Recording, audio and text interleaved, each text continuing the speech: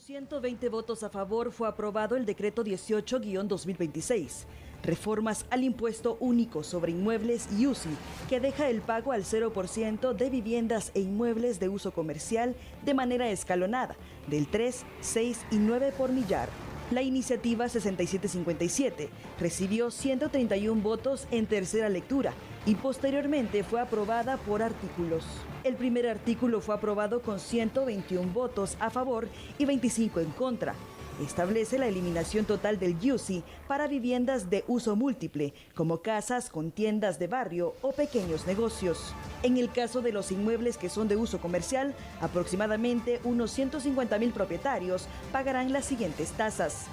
De 0 a 500,000 quetzales, 3 por millar.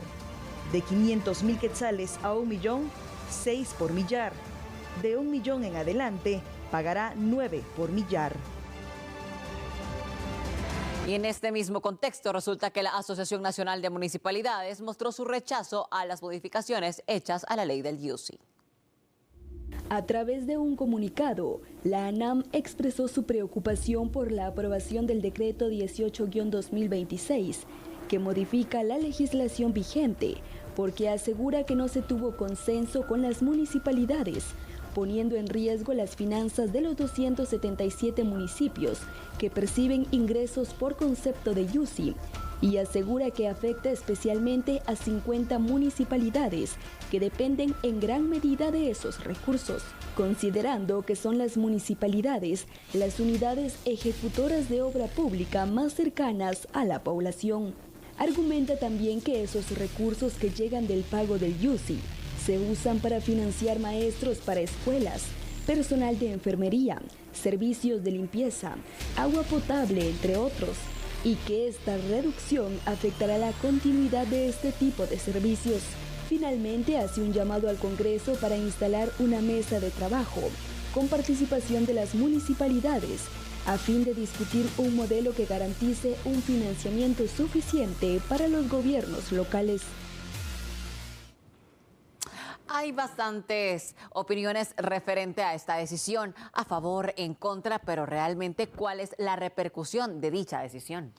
Vamos a conocer esa visual del tema desde la perspectiva política y para ello le doy la cordial bienvenida a Max Santa Cruz a este espacio en A la Medida. Max, buenas noches, bienvenida. Un verdadero gusto, Fernando, Jamie, por supuesto, y audiencia de A la Medida, estar nuevamente con ustedes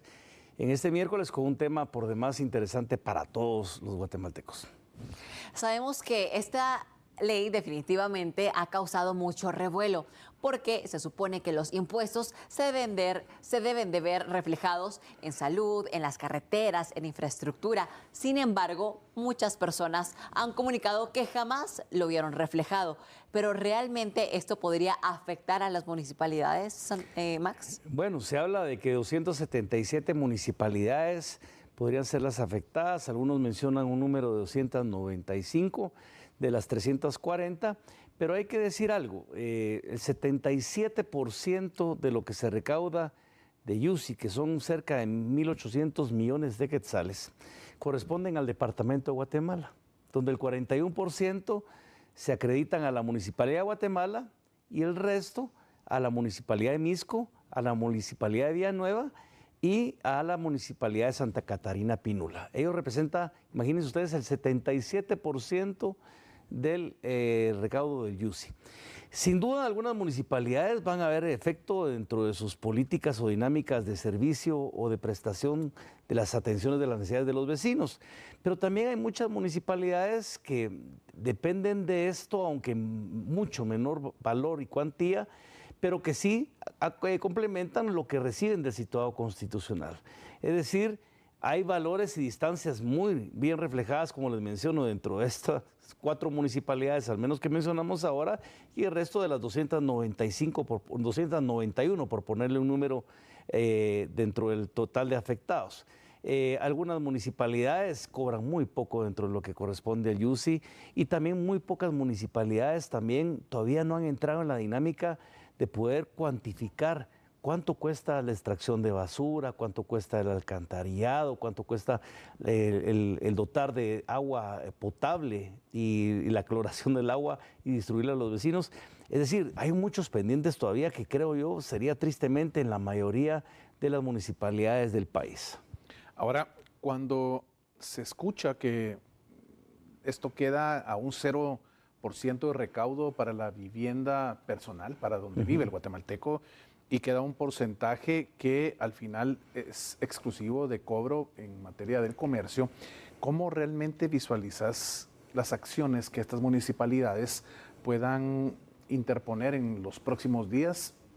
viendo y analizando esos números tan complejos que nos presentas? Seguro, un 9 por millar, lo que correspondería a las propiedades asociadas con comercio y 0 a las propiedades asociadas con vivienda. Hay que decir que el 70% dentro de lo que se recauda de ese IUSI va hacia la municipalidad y el 30% a funcionamiento del Estado. Yo sí pienso que ya lo anunció por lo menos la ANAM en su sentir que no está de acuerdo con esta disposición. Algunos atribuyen que esta es una medida que posiblemente podría venir empujado por algunas consideraciones de carácter político preelectoral y en contra de algunos de los candidatos o algunas acciones de gobierno, pero me llama mucho la atención, en contraste a ello, que 121 diputados votaron a favor de la aprobación de esta ley, 25 votaron en contra y 14 estuvieron ausentes. Es decir, muchos de estos 121 diputados sin duda corresponden a los diputados distritales. Claro. Y hay que recordar que las candidaturas de los diputados distritales estarían de alguna forma amarradas o ligadas al apoyo que puedan recibir de los poderes locales, en este caso municipalidades. Y si los alcaldes no se encuentran en las mejores y los diputados votaron en contra de lo que se puede considerar en perjuicio de las propias labores que los alcaldes utilizarán, me imagino, porque tradicionalmente es así y tristemente es así, en favor de sus intereses preelectorales también o electorales, pues ahí es donde de repente uno encuentra con la duda de qué es lo que está motivando una disposición en una época como tal. Yo creo que esto nos abre la posibilidad del debate a otras reflexiones y es decir, bueno, recibe, como bien lo mencionabas al inicio, Amy, el vecino el retorno de su pago del impuesto en servicios, en bienes, en mejoras de su calidad a nivel de municipio, o no lo recibe, se administra de buena forma el recurso, es transparente el recurso, o si esto implica también una serie de reformas, como es, por ejemplo, el considerar un nuevo registro de información catastral, no como institución, sino en las capacidades tecnológicas de mejor administración de la información que ahí se maneja, para que no hayan propiedades subvaluadas, que son las que hoy en día pareciera ser, son la razón por la cual en unos casos se ha abusado del IUSI y en otros casos se ha dejado cobrar lo que se tiene que cobrar. Si analizamos desde la perspectiva de la situación actual del guatemalteco de a pie, como siempre lo mencionamos aquí en A la Medida, en definitiva, todos buscamos pagar menos impuestos. Sin embargo, también buscamos tener derechos que merecemos como ciudadanos, buenas carreteras, un buen centro médico y tener todas esas bendiciones y esos derechos que todos buscamos. Sin embargo, también aquí viene un punto legal. Hay muchas propiedades, Fernando, que están inscritas a un menor costo y hay algunas que son más nuevas por algunas desarrolladoras que pues tenían ciertos convenios, por decirlo así, con las municipalidades y las personas que sí las pagaban. ¿Qué sucede con todo esto? Porque también sabemos que todas aquellas personas que tenían cierta deuda ya no la tienen en este momento. Bueno, toda vez la ley no tenga en su contra las acciones que ANAM o cualquiera de las municipalidades que puedan verse afectadas con el nacimiento de la vida jurídica de esta nueva ley ordinaria, pues y quede esto ya en concreto y como parte del derecho positivo y que se empiece a aplicar, pues naturalmente esto beneficia absolutamente a esas personas que tenían algún tipo de cobro elevado por esa propiedad, porque les queda cero literalmente. Y naturalmente el convenio que pueda tener o la deuda que haya tenido con la municipalidad será de conocer cómo manejarán estos rubros, sabiendo que pues se queda sin materia completamente la posibilidad de poder cobrar algo que ya no existe. Así que ahí en ese punto específico tendremos que llegar a saber si realmente la ley queda, si no tiene ninguna acción que la haga retroceder en materia de su nacimiento, la vida jurídica, para ya poder entrar en esa reglamentación de cómo se manejará este tipo de esquemas. Realmente esto es bastante profundo. tiene ciertos beneficios para muchas personas que tenían algunas deudas, sin embargo también es de analizarlo. Max, a tu punto de vista, políticamente, ¿realmente consideras que todos los guatemaltecos estaríamos de acuerdo con pagar nuestros impuestos si tuviésemos resultados verídicos de todo lo que necesitamos para nuestra familia, que es lo más importante? Yo pienso que es la construcción de una cultura que se basa sobre los resultados y sobre los objetivos que alcanza desde quien tiene que brindar los servicios y de alguna forma proveer de los mismos a los ciudadanos, y los ciudadanos en la posibilidad, por supuesto, de hacer que esta historia del aparato del Estado funcione. Lógicamente, esta relación se rompió hace mucho tiempo en la confianza de quienes administran los recursos de los guatemaltecos y quienes los reciben. Ahora bien, esto no es una excusa también para que mucha gente escape de su responsabilidad en el cumplimiento de sus obligaciones, sí, porque este tipo de iniciativas precisamente algunos lo aprovechan para desviar un poco esa responsabilidad y tratar de decir yo no pago mientras no funcione, pero el tema es que de algún lugar tienen que salir los recursos. Y aquí antes se utilizaba mucho la maquinita, se ponía a producir y la inflación era enorme. Hoy en día, afortunadamente, la ley no lo permite, pero sin duda lo que nos debería llevar es una discusión seria sobre lo que hablaba de una reforma o modificación del registro de información catastral o del catastro como tal.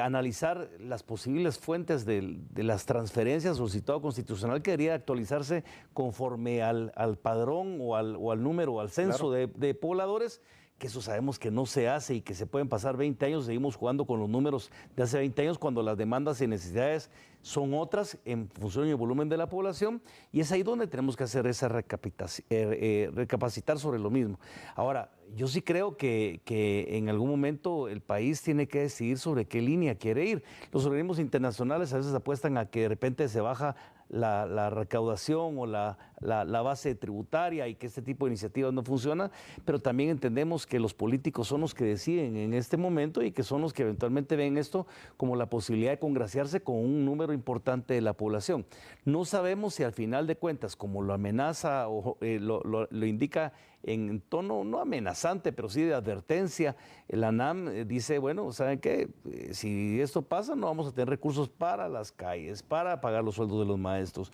para de alguna forma asegurar las escuelas que cubre la municipalidad, alcantarillado, drenajes, etcétera. Y que esto al final del día, el que salga perjudicado sea el vecino, y que sea esto un poco la historia de que se repite de pan para hoy y hambre para mañana.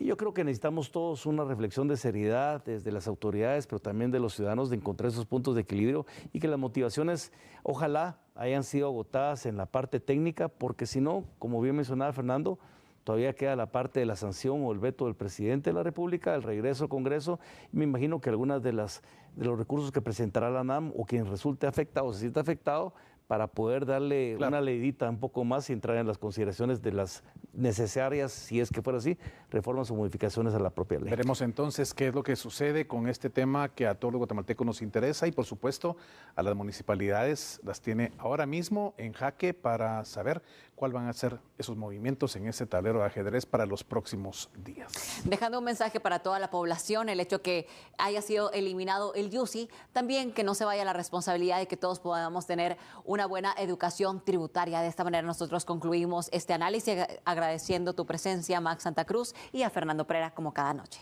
Un placer estar a ustedes, como siempre, un verdadero gusto, un placer y muy feliz noche a todos en casa. No cambie, porque regresa a la medida con más información para usted.